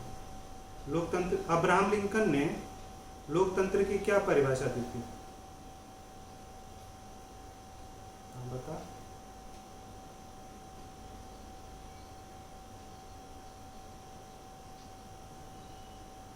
ठीक है, इसको हम लोग क्या बोलते हैं, लोकतंत्र बोलते हैं। लोकतंत्र का ये आदर्श परिभाषा है, व्यवहारिक रूप में यही दिखता है। तुमने यही देखा है, जनता जनता के लिए, जनता के द्वारा। लोकतंत्र में बोला जाता है कि जनता सीधा क्या करती है, भागीदारी करती है। प्रजातंत्र की डिफिनीशन में तो यही पढ़ा है कि जनता की सीधा क्या होती है, जनता जो है वो लोकतंत्र में सीधा क्या होती है, भागीदार होती है। आधुनिक उपागमों ने एक थ्योरीज दी, आधुनिक जो यथार्थवादी जो आधुनिक उपागम था बच्चे, उसने एक थ्योरीज दी, एम्पिरिकल नॉलेज, एम्पिरिकल अनुभव क्या है, जिसको हम लोग इलीट थ्योरीज, डेमोक्रेसी की ना एक विशिष्ट वर्ग सिद्धांत है। इलीट थ्योरीज क्या बोलती है कि जनता लोकतंत्र में सीधा शासन नहीं करती है, जनता से कुछ चुने हुए जो लोग हैं वो शासन करते हैं। तो जनता का शासन नहीं होता है, कुछ लोगों का शासन होता है। कुछ लोग क्या करते हैं, जनता के ऊपर शासन कर रहे हैं बच्चे, और कुछ लोग जनता के ऊपर शासन कर रहे हैं। ये किस आधार पे, कैसे तुम्हें पता चला, अनुभव के आधार पे। तुमने तो देखा यार, जनता तो किसी भी निर्णय में जनता की भागीदारी, वो तो जनता के द्वारा जो चुने हुए नेता हैं, वो 500 जो भी 543-45 लोग हैं बच्चे, 543 या 545, और लोकसभा में जो 250 हैं बच्चे, ये एक्चुअली क्या कर रहे हैं, शासन का उपयोग तो एक्चुअली ये लोग कर रहे हैं। शासन में तो जनता, जो जनता है वो तो शासन का उपयोग ही नहीं कर पा रही है। तो ये एक अप्रोच जो था बच्चे, वो आधुनिक अप्रोच के द्वारा आया था, इलीट थ्योरीज के द्वारा। यानी प्रजातंत्र का अभिजनवादी सिद्धांत, जिसको इलीट थ्योरीज बोलते हैं, इसका उदाहरण पर प्रस्तुत करता है। इस सिद्धांत के मानने वालों के अनुसार आधुनिक युग में प्रजातांत्रिक प्रणालियों में जनता स्वयं भाग नहीं लेती है, अपितु कुछ श्रेष्ठ जन की समस्त सत्ता का क्या करते हैं, संचालन करते हैं। जबकि प्रजातंत्र क्या बोलती है कि जनता की सीधे भागीदारी होती है, जनता क्या करती है, शासन करती है। लेकिन इलीट थ्योरी ऑफ डेमोक्रेसी क्या बोलती है कि नहीं, कुछ श्रेष्ठ जन जो लोग होते हैं वो एक्चुअली क्या करते हैं, सत्ता का उपयोग करते हैं। आई बात समझ में? ये यथार्थवादी हो गया। आदर्शवादी स्वरूप तो यही दिखता था, अरे नहीं जनता क्या होती है शासन में। यथार्थवादी स्वरूप के अगर प्रजातंत्र का यथार्थवादी परिभाषा देना होगा तो तुम क्या कहोगे कि प्रजातंत्र में श्रेष्ठ जन, कुछ विशिष्ट लोग होते हैं जो एक प्रकार से शासन करते हैं और शासन से संबंधित जो शक्तियां हैं उसका उपयोग करते हैं। आम जनता तो शासन की शक्तियों का उपयोग ही नहीं करती है बच्चे। आई बात समझ, ये आधुनिक अप्रोचेज ने समझाया था। और राजनीतिक कारकों का अध्ययन बच्चे, पहले क्या हो रहा था बच्चे कि परंपरागत उपागम में, जो परंपरागत उपागम था बच्चे, उसमें सिर्फ हम लोग क्या कर रहे थे, औपचारिक संस्थाओं का अध्ययन कर रहे थे और प्रत्यक्ष अध्ययन हो रहा था। जो आधुनिक उपागम था बच्चे तुलनात्मक राजनीति का, वो एक प्रकार से उसमें अनौपचारिक चीजों का और अप्रत्यक्ष रूप से भी जो चीजों को प्रभावित कर रही है उन चीजों का एक प्रकार से अध्ययन होना शुरू हुआ। इसलिए इसको अराजनीतिक कारकों का अध्ययन भी बोलते हैं। तुलनात्मक राजनीति के आधुनिक अध्ययन के अंतर्गत राज्य तथा सरकार के अध्ययन के साथ उन सभी अनौपचारिक तत्वों का अध्ययन किया जाता है जो प्रत्यक्ष अथवा अप्रत्यक्ष रूप से सरकार को प्रभावित करती है। आधुनिक लेखकों के लिए राजनीतिक दलों, हित समूहों इत्यादि का महत्व व्यवस्थापिका, कार्यपालिका अथवा न्यायपालिका से किसी भी प्रकार कम नहीं होता। पहले क्या होता था, कार्यपालिका, व्यवस्थापिका और न्यायपालिका का ही अध्ययन हुआ। इन्होंने कहा जो अनौपचारिक तत्व है ना उनका भी अध्ययन होना चाहिए और ये भी कहीं ना कहीं सरकार को प्रत्यक्ष रूप से या अप्रत्यक्ष रूप से क्या करती हैं, प्रभावित करती हैं। तो जो भारत में चुनाव होता है बच्चे, उस चुनाव को जाति किस तरह से प्रभावित करती है इसका भी अध्ययन होना चाहिए। चुनाव को धर्म किस तरह से प्रभावित करता है इसका भी अध्ययन होना चाहिए। चुनाव को किसान किस प्रकार से प्रभावित करते हैं उसका भी अध्ययन होना चाहिए। चुनाव को मजदूर किस प्रकार से प्रभावित करते हैं इसका भी अध्ययन, और चुनाव को आर्थिक समूह किस प्रकार से प्रभावित करते हैं इसका भी अध्ययन होना चाहिए। तब जाकर आप सही तुलना कर पाओगे, वरना तुलना जो होगा वो तुलना तो होगा लेकिन वो क्या हो सकता है, तुलना जो हो सकता है एक प्रकार से इनकम्प्लीट एक कंपेरिजन माना जाएगा उसको बच्चे। दूसरी चीजें जो आधुनिक तुलनात्मक उपागम थी बच्चे, उसकी विशेषता में अंत विषयक अध्ययन, इंटरडिसिप्लिनरी स्टडी बच्चे। यानी तुलनात्मक राजनीति के अंतर्गत जो लेखक आ रहे थे बच्चे, जिन लेखकों ने आधुनिक दृष्टिकोण का उपयोग किया था, उन्होंने तुलनात्मक राजनीति के विषय को बेहतर तरीके से समझाने के लिए और भी विषयों का मदद लेना शुरू किया कि और भी विषयों के सिद्धांतों का मदद लेना शुरू किया। जैसे समाजशास्त्र के सिद्धांतों का तुलनात्मक राजनीति में उपयोग करना शुरू किया गया समझने के लिए। अर्थशास्त्र का तुलनात्मक राजनीति को समझने के लिए उपयोग किया गया। मनोविज्ञान के भी सिद्धांतों को तुलनात्मक राजनीति में उपयोग करना शुरू किया गया। इतिहास को, एंथ्रोपोलॉजी, मानव जो विज्ञान है बच्चे, इन प्रकार के भी कुछ जो सिद्धांत, इनसे भी कुछ चीजें हमने क्या किया, ग्रहण किया और तुलनात्मक राजनीति को एक प्रकार से क्या करना शुरू किया बच्चे, समझाना शुरू किया, बताना शुरू किया गया। तो जो आज का विषय है वो काफी इंटरडिसिप्लिनरीज है बच्चे। अगर भारत के पॉलिटिकल सिस्टम को समझना है बच्चे तो भारत के सोशल सिस्टम को समझना पड़ेगा, भारत के ह्यूमन नेचर को तुम्हें समझना पड़ेगा। जो ह्यूमन है, हम लोग जो है, हमारी प्रकृति को समझोगे तब जाकर भारत की राजनीति तुम्हें समझ में आएगी। हमारे यहाँ का जो सोशल स्ट्रक्चर है उसको अंडरस्टैंड करना, हमारा यहाँ का जो रिलीजियस है, रिलीजन जो है बच्चे, उसको समझना पड़ेगा, आर्थिक कंडीशन को ये सारी चीजें जब आप समझोगे बच्चे तब जाकर कहीं मॉडर्न अप्रोच जो है बोलता है कि इन चीजों को समझकर हम लोग तुलनात्मक राजनीति को बेहतर तरीके से क्या कर सकते हैं, समझ सकते हैं। तो जो मॉडर्न अप्रोच था बच्चे, उसने कंपैरेटिव पॉलिटिक्स को इंटरडिसिप्लिनरीज बताया बच्चे, कि इंटरडिसिप्लिनरीज एक सब्जेक्ट है बच्चे। सिर्फ तुलनात्मक राजनीति के विषयों का अध्ययन सिर्फ पॉलिटिकल साइंस के सिद्धांतों के अनुसार नहीं होना चाहिए, उनकी व्याख्या और भी विषयों के सिद्धांतों के अनुसार होना चाहिए बच्चे। जैसे तुमने देखा होगा श्रम मूल्य का सिद्धांत किसने दिया है, श्रम मूल्य का सिद्धांत कार्ल मार्क्स ने दिया था। लेकिन कार्ल मार्क्स ने यह सिद्धांत किससे लिया था,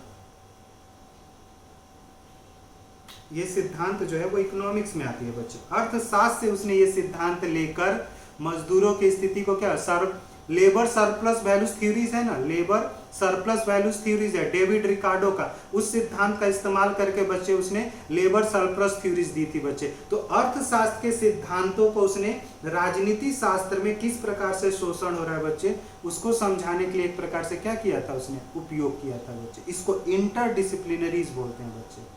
सिर्फ राजनीति के विषय को राजनीतिक पद्धति से समझाने की कोशिश करोगे तो वो समझाया तो जा सकता है, लेकिन कहीं ना कहीं उस चीज को लेकर एक शंका रहेगी। तो उसी विषय को अगर अन्य और भी पद्धतियों से समझा दिया जाए तो उसमें एक प्रकार की एक्यूरेसी आ जाती है बच्चे, और दूसरी उसमें एक प्रकार की वैलिडिटीज भी आ जाती है बच्चे। इसलिए जो मॉडर्न अप्रोच था उसने क्या कर दिया, तुलनात्मक राजनीति को थोड़ा सा क्या कर दिया, इंटरडिसिप्लिनरीज और भी दूसरे विषयों से क्या कर दिया उसने, इस चीज को क्या किया था, जोड़ दिया था।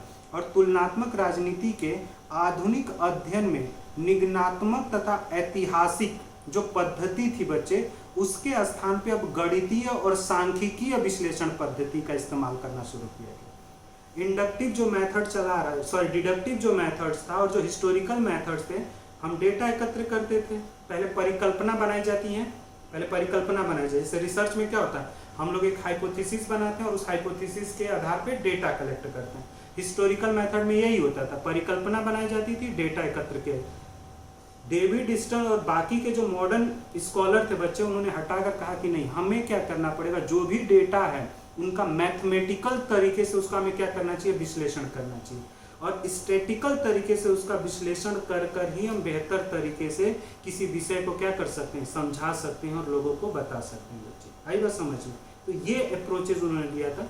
और डेविड ईस्टन ने इनपुट आउटपुट थ्योरीज का भी बच्चे इस्तेमाल किया था, ठीक है। और उन्होंने जैसे डेविड ईस्टन ने जो system input output system theories थी, उसमें उन्होंने जो इनपुट आउटपुट सिस्टम था उसको समझाने के लिए उन्होंने समाजशास्त्री में रॉबर्ट मार्टन और टालकट पार्सन की जो सिस्टम थ्योरी थी, जो व्यवस्था सिद्धांत था, उसके द्वारा उन्होंने अपने इनपुट आउटपुट सिस्टम को क्या किया था, समझाया था और बताया था कि ये सिद्धांत किस प्रकार से काम करता है। तो डेविड ईस्टन ने भी अपने सिद्धांत को समझाने के लिए, अपने सिद्धांत को बेहतर तरीके से प्रेजेंट करने के लिए समाजशास्त्रीय सिद्धांतों का उन्होंने क्या किया था, एक प्रकार से उपयोग किया था।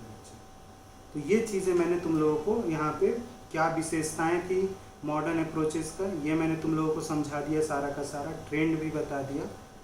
अब ट्रेडिशनल भी पढ़ लेना, मॉडर्न भी पढ़ लेना। अब मैं अगली मंडे को जो क्लास होगी बच्चे, तो उसमें अब सीधा मैं डेविड ईस्टन से शुरू करूँगा। अब सिद्धांत जो 5-6 जो सिद्धांत है वो मैं बताऊँगा बच्चे मंडे को। आई बात समझ? जितने भी मंडे को हो जाए, तो मंडे को हम लोग एक प्रकार से क्या करेंगे, थ्योरीज करेंगे, मतलब जो भी सिद्धांत है, डेविड ईस्टन की थ्योरीज करेंगे, हार्मेट पावेल की थ्योरीज करेंगे, पॉलिटिकल कल्चर पढ़ेंगे, पॉलिटिकल इकोनॉमिक पढ़ेंगे। ये सारे टॉपिक अब हम लोग करने शुरू करेंगे मंडे को बच्चे, ठीक है। तो कल तुम लोग के पास टाइम है, तो जो भी अभी 3 दिन में पढ़ाया गया बच्चे कंपैरेटिव पॉलिटिक्स में, उसको बेहतर तरीके से एक बार रिवाइज कर लेंगे बच्चे, ठीक है बच्चे। ओके बच्चे, तो आज के लिए बस इतना ही बच्चे, ठीक है। कुछ पूछना है, कुछ पूछना है? हाँ ठीक है। तो कल तुम लोग के पास टाइम है, एक बार रिवीजन कर लो, क्योंकि उसके बाद से वो थ्योरीज हमें पढ़नी है, और वो थ्योरीज थोड़ी सी टफ होती है, इसलिए पढ़ लेना इन चीज़ों को बच्चे बेहतर तरीके से, ठीक है। थोड़ा सा पॉलिटिकल सिस्टम क्या होता है खुद भी सर्च करके पढ़ना, पॉलिटिकल सोशलाइजेशन क्या होता है ये खुद पढ़ो। अगर ग्रेजुएशन में भी तुमने तुलनात्मक राजनीति पढ़ा होगा, अगर पोस्ट ग्रेजुएशन में भी पढ़ा होगा कंपैरेटिव पॉलिटिक्स, तो अगर बुक पढ़ी होगी तो वहाँ पे जाकर बुक खोलकर पढ़ना उसको थोड़ा सा, ठीक है ना, खुद भी अपने लेवल पर बच्चे। आई बात समझ में बच्चे? ओके।